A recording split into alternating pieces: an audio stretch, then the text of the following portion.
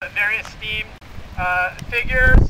We have representatives from Miami Beach, from the state of Florida, from tourism industry, environmental organizations, and scientists.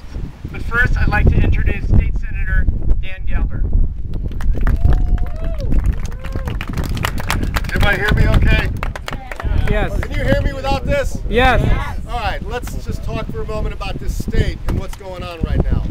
And I want to be very clear. I've been in the legislature now for a decade. Over the last 4 or 5 years, we have been fighting against near-shore oil drilling within 10 miles of our coast, even within 3 miles of our coast. And that fight has been a tough fight. For me, it's been easy. I've been inalterably opposed to oil drilling since the idea popped up in the legislature recently. But the lobby that has been pushing this has been very, very strong. Last year, the Florida House approved leases within 10 miles for oil drilling here off the coast of Florida. Think about that. The incoming Senate President, the incoming House Speaker were in fact supporters of that measure and have until just recently said that they believe this is a safe thing and good for Florida.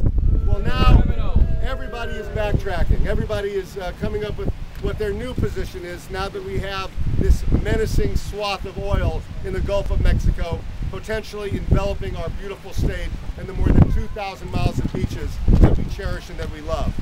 Many of them are saying now, oh, we don't want it, we won't do it this session, we have to hear more, or it's permanently off the table for now. Let me assure you of something, and I promise you this. If the oil lobby has an opportunity to put rigs within 4 miles of our coast, they will. They will absolutely do it unless it is in Florida's Constitution that they cannot do it.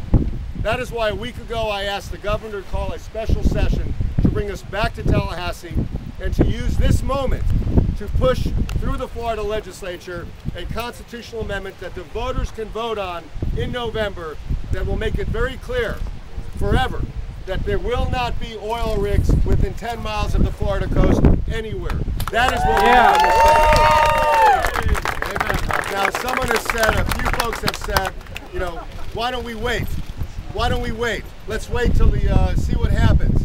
Listen, we don't need to see what happens.